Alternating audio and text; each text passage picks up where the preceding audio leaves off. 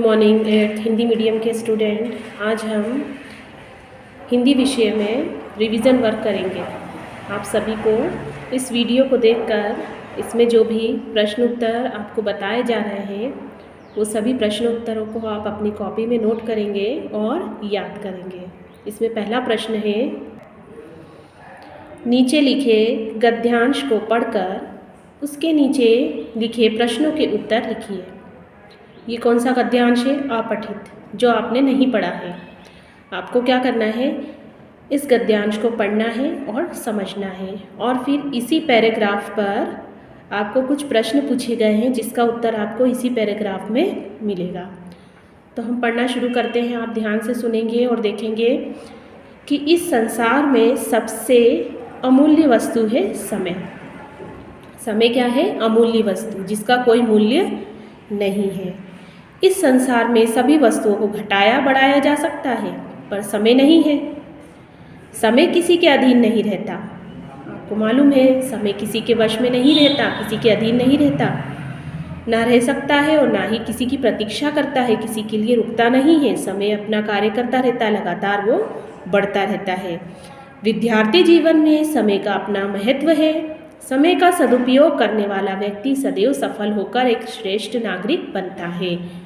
विद्यार्थी जीवन, विद्यार्थी जीवन कौन सा जीवन? जब आप स्कूल में पढ़ते हैं, कॉलेज में पढ़ते हैं, ये जीवन आपका क्या है? विद्यार्थी जीवन कहलाता है। और इस समय आपके लिए समय का बहुत ही महत्व है, क्योंकि एक भी समय अगर आप बेकार बैठे हैं या फिजूल कार्य कर रहे हैं तो वो समय जब हाथ से एक बार निकल जाता है तो बाद में हमें क्या करना पड़ता है? पछताना पड़ता है। तो समय का हमें सदुपयोग करना चाहिए, और वही व्यक्ति सफल होता है जीवन में, श्रेष्ठ नागरिक बनता है जो समय पर कार्य करता है, समय को उपयोगी समझता है। तो समय का सदुपयोग तो केवल उद्यमी और कर्मठ व्यक्ति ही कर सकते हैं। आलस्य समय का सबसे बड़ा शत्रु है। अगर आपने किसी भी वस्तु को, किसी भी कार्य को करने में थोड़ा सा भी विलंब कर दिया तो वो समय आपके हाथ से निकल जाएगा। जब आपको एक बार कोई अच्छा अवसर प्रदान किया गया है या अवसर मिला है तो वो अवसर का आपको लाभ उठाना ही है। तो वो कहलाता है समय का सदुपयोग, और ये कौन कर सकते हैं? उद्यमी और कर्मठ व्यक्ति। विद्यार्थियों को इस शत्रु से सावधान रहना चाहिए। शत्रु यहाँ पर किसे कहा गया है? आलस्य को। जो व्यक्ति आलस करते हैं, जो विद्यार्थी आलस करते हैं, वो कभी भी समय पर कार्य पूर्ण नहीं कर सकते। अब इसके कुछ प्रश्न यहाँ दिए हैं जिसके उत्तर हमें इसी पैराग्राफ में मिलेंगे। इसमें पहला प्रश्न दिया है कि उपर्युक्त गद्यांश का उपयुक्त शीर्षक लिखिए। मतलब जो गद्यांश आपको दिया गया है, जो पैराग्राफ दिया गया है, उसका शीर्षक, उसका टॉपिक क्या होना चाहिए, क्या विषय होना चाहिए उसका। तो इसमें हमने किसके बारे में पढ़ा है?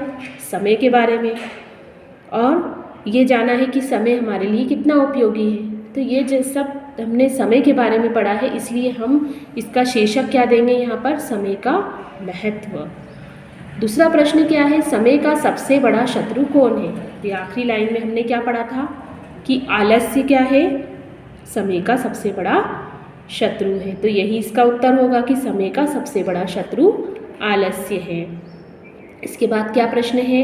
कौन सा व्यक्ति श्रेष्ठ नागरिक बन सकता है? कौन सा व्यक्ति? जो समय का सदुपयोग करेगा। तो समय का सदुपयोग करने वाला व्यक्ति श्रेष्ठ नागरिक बन सकता है। समय का सदुपयोग कौन सा व्यक्ति कर सकता है? तो कौन सा व्यक्ति कर सकता है? दो व्यक्तियों के बारे में हमने पढ़ा था। क्या था? उद्यमी और कर्मठ व्यक्ति। ये दो व्यक्ति ऐसे हैं जो क्या कर सकते हैं? समय का सदुपयोग कर सकते हैं। तो ये है गद्यांश, जिसे आपको पढ़कर लिखना है और इसके प्रश्न उत्तर भी समझना है। अगला प्रश्न यहाँ पर क्या है कि निम्नलिखित शब्दों का समास विग्रह करते हुए उनके समासों के नाम लिखिए। समास, दो या दो से अधिक जो शब्दों का मेल होता है वो समास कहलाता है। अब इसमें नया शब्द नहीं बन रहा है, इसमें नया शब्द नहीं बन रहा है। क्या बन रहा है? नया शब्द बन रहा है या नहीं बन रहा है? तो संधि की तरह ही समास भी शब्द को संक्षिप्त रूप देकर उसे यौगिक बनाता है। ये हमने पढ़ा था, अगर आपको याद हो तो। दो या दो से अधिक शब्दों से मिलकर बने नए शब्द समास कहलाते हैं, या परिभाषा हम कह सकते हैं दो या दो से अधिक शब्दों के मेल से जो नया शब्द बनाने की प्रक्रिया होती है वो समास कहलाती है। तो अब समास को हम विग्रह कैसे कर सकते हैं और कौन सा भेद उसमें आएगा वो देखेंगे।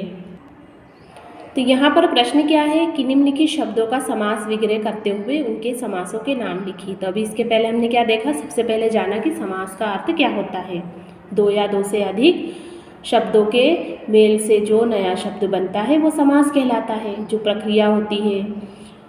तो पहला यहाँ पर जो शब्द है वो क्या है, लालन पालन। अब लालन पालन दो अलग अलग शब्द हैं।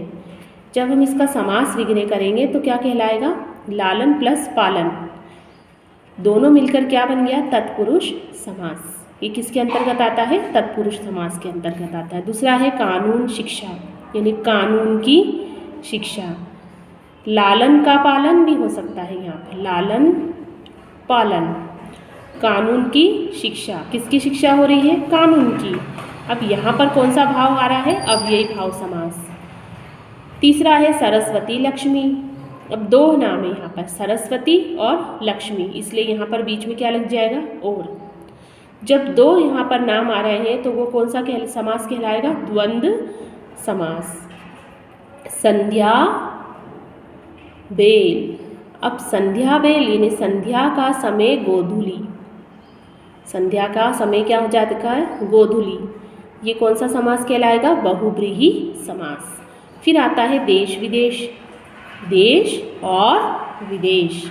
ये जहाँ और लग रहा है वहाँ पर कौन सा समास आएगा, द्वंद्व समास। इसके बाद हम पढ़ेंगे एक शब्द। एक शब्द में उत्तर दीजिए, यानी कोई सा वाक्यांश दिया है उसका सिर्फ हमें एक ही शब्द बताना है। तो यहाँ पर है, जहाँ पानी के जहाज आकर खड़े होते हैं। पानी के जहाज जहाँ पर आकर खड़े होते हैं वो क्या कहलाता है, स्थान बंदरगाह। उस स्थान को क्या कहते हैं, बंदरगाह। पक्षियों के संबंध में विशेष ज्ञान रखने वाला क्या कहलाता है, पक्षी विज्ञानी। जो किसके बारे में जानता है, पक्षियों के बारे में, उनके बारे में जो विशेष ज्ञान रखता है वो कहलाता है पक्षी विज्ञानी। इसके बाद है जो थोड़ा जानता है। इसमें वाक्य क्या है, जो थोड़ा जानता है। जो थोड़ा जानता है वो क्या कहलाता है, अल्पज्ञ।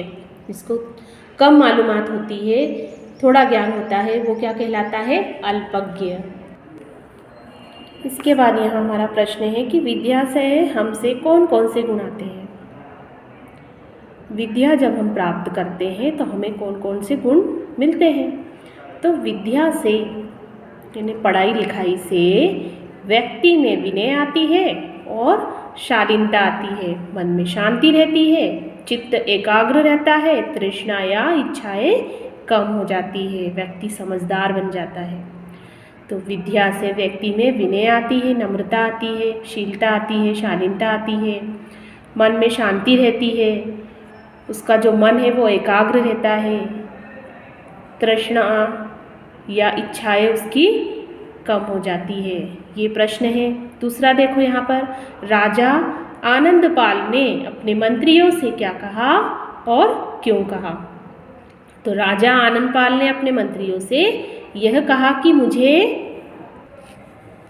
गीता का ज्ञान प्राप्त करना है और इस संबंध में संपूर्ण राज्य में घोषणा कर दी जाए। जो विद्वान राजा को पूर्ण रूपेण गीता का मर्म समझा देगा, उसे जो इस गीता के बारे में मर्म समझा देगा, गीता के रहस्य के बारे में समझा देगा, उसे राजा अपना आधा राज्य इनाम में देगा। राजा ने क्या कहा मंत्रियों से कि मुझे गीता का ज्ञान प्राप्त करना है और पूरे राज्य में घोषणा कर दी जाए कि जो भी विद्वान राजा को पूर्ण रूप से गीता का ज्ञान समझा देगा, गीता का मर्म समझा देगा, तो उसे राजा क्या करेगा, आधा अपना राज्य इनाम में दे देगा। ऐसा इसलिए किया गया कि राजा यह जानता था कि विद्वानों को गीता का व्यवहारिक ज्ञान है ही नहीं।